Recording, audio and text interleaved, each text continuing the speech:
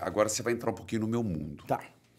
Tá? Depois a gente continua, que eu quero saber a história da melancia. Mas Essa é boa.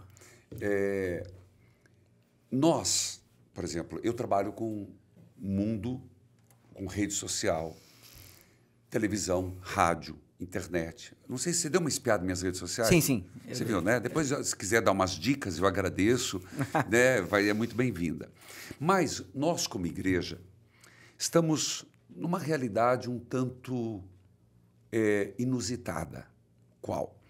Nós temos um conteúdo maravilhoso e de uma pessoa que mudou toda a história, já há 2000 anos, Jesus Cristo.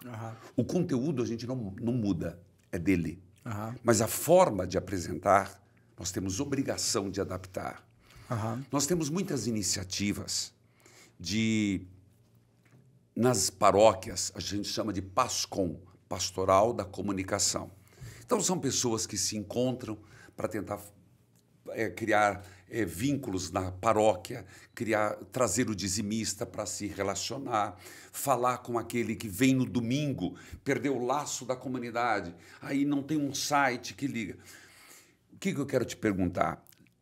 No sentido bom da palavra de marketing religioso, o que você diria como pistas, conselhos, que você percebe olhando de fora? Olhando de fora? Tá. Olhando de fora, assim, o que eu vejo? Eu acho que os princípios do marketing são os mesmos. Só que com esse conteúdo e não vou falar mal, um nome, né? Que existe há 2000 anos. Então, certo. Que já tem o que a gente chamaria de marca, apesar que é uma pessoa, então não vou falar marca, mas que é é um nome, que é uma percepção, todo mundo conhece na religião. Então as pessoas têm opiniões sobre ela, independente. E o mundo está mudando, não na sua base toda, mas a comunicação muda, a tecnologia muda. Então, assim, o que eu acho? Você tem uma geração nova vindo aí que consome conteúdo de uma maneira diferente. Você tem gerações não tão novas que estão consumindo conteúdo de maneira diferente. Né? Então, o que é o principal do marketing? E aí, com o conteúdo que você já tem, né, com todos os ensinamentos que você já tem, é o seguinte, o formato tem que se adaptar. Sem perder, claro, a essência do que é, mas o formato tem que se adaptar. E sem preconceito. Eu acho que existe um quê de preconceito, sabe? Então, por exemplo, você fala de TikTok com muita gente, fala, mas não, isso é para jovem. E vem sempre aquele papo, a juventude não sabe o que quer, que é o mesmo papo a cada geração. Cada geração, Você fala, não, gente. O bom conteúdo, ele resolve um problema. Tem 3 princípios, eu sempre falo. Resolve o problema de um público específico no momento que ele precisa. Se toda vez que você for fazer um conteúdo você lembrar disso, você consegue fazer um conteúdo de maior qualidade. E checando nesse público. Então, TikTok, cara, as pessoas estão lá. Milhões de pessoas. A sua audiência está lá.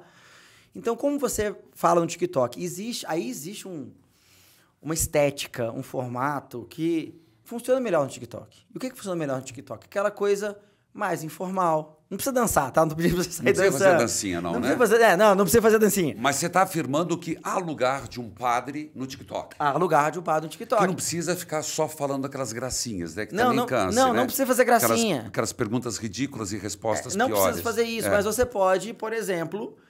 Se a audiência é mais jovem, cara, quais são as dores, as dúvidas da audiência jovem? Tá. Entendeu? Beleza. E falar, igual a gente falou no início do podcast, com palavras mais simples. E talvez... Aí você precisa, geralmente tem que ter um assistente de juventude, entender o universo deles em termos de temática, quem são, sei lá, as pessoas que eles seguem, quais são as palavras que eles usam, porque é cheio de gíria. Entendi. Não é pra você ser também o tiozão que fala as gírias, mas pra você falar, olha, tá aqui o universo deles. Tá. Porque você tem que entender com quem você tá falando. Certo. Tá?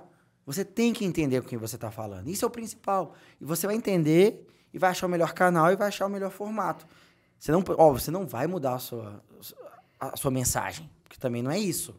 Né? Você tem princípios, você tem uma mensagem que você está trazendo. Né? Existe uma diferença entre você falar no TikTok e o conteúdo para o Instagram do conteúdo de YouTube? Existe. Então, por exemplo, voltando, que nós estamos falando para agora me dedicando às pessoas de comunidade que estão tentando. Você já falou do TikTok. Uma coisa mais descontraída, uma coisa mais... Exato. E mais informal. Tá.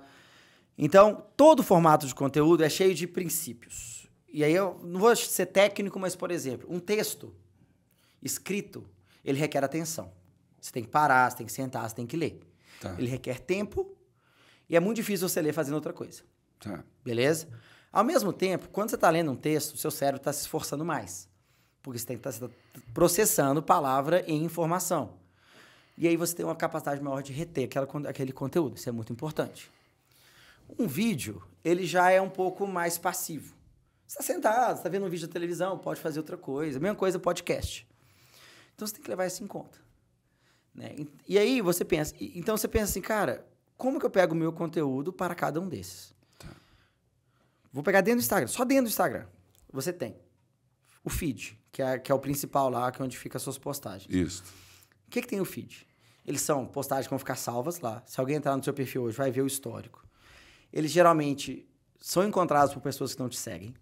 Ou seja, você tem que pensar nessas pessoas. Que não te seguem? Que não te seguem. Se você entrar no seu perfil agora e eu não te seguir, eu vou ver o seu feed. Tá, entendi. Tá? E quando você põe lá em explorar, você aparece para algumas pessoas. E se alguém ver algum conteúdo seu por algum motivo e clicar, vai ver o seu feed, tá? Entendi. Então o que você tem que pensar ali? Ali é a minha vitrine. Eu tenho que educar, mas eu também tenho que falar, por exemplo, quem eu sou, qual que é a minha proposta, qual que é o meu... Como que eu ajudo as pessoas, tá? O seu produto, se você for uma empresa, tá? Então pensa ali, uma coisa mais produzida que fica salva no tempo. É uma dinâmica. Reels, que é um formato mais novo. É uma dinâmica completamente diferente. É só em vídeo. É uma coisa, tipo, tem que ter ali 90 segundos no máximo, então você não vai muito a fundo. E ele é para muita gente te achar. Ele é entregue sempre, ele é muito pro algoritmo. Não importa quem segue, quem não segue. Ele vai entendendo como as pessoas vão compartilhando e mostra para muita gente. Então, quando você posta no Reels, você vai ver que acontece de 70% das pessoas que viram aquele vídeo, ele não te seguiam. Então, é para dar visibilidade. Então, você tem que levar isso em conta. Tá? Enquanto Stories, geralmente quem vê é só quem te segue. Entendi. Porque ele não é promovido para outras pessoas. Só quem te segue vai aparecer no Stories dela. Não dá para você pegar um link para um Stories, por exemplo, igual você faz para Reels. Então, você vai pegar isso tudo e falar, qual que é o papel de cada um desses, dadas as características? Putz, o feed é para quem me achar, quem me segue, mas quem me achar, me conhecer melhor. E, claro, vai ter educação ali, mas vai também falando aqui do que você faz, como você ajuda as pessoas. O Reels é uma coisa assim, deixa eu mostrar para as pessoas o que eu faço e eu vou alcançar muita gente, tentar fazer o conteúdo interessante, bem educativo. O Stories é você que já me segue, deixa eu te mostrar meu dia a dia. E as pessoas engajam muito, sabe? E se sentem mais próximas. Aí eu falei só dentro do Instagram, tá? Entendi. Mas a dinâmica é parecida. YouTube, vídeos mais longos, para você ser encontrado. Então você tem que otimizar para as pessoas que estiverem buscando, te encontrem. Entendi. Você pode pôr conteúdos mais profundos dentro do YouTube. 10 minutos, 15 minutos. Os meus vídeos de maior sucesso no YouTube têm mais de 10 minutos. E o povo, Peçanha, mas a galera só vê vídeo curto. Não. Porque é uma aula que eu tô dando. A minha aula ela tem 15 minutos e 100 mil visualizações. 300 mil visualizações, sabe?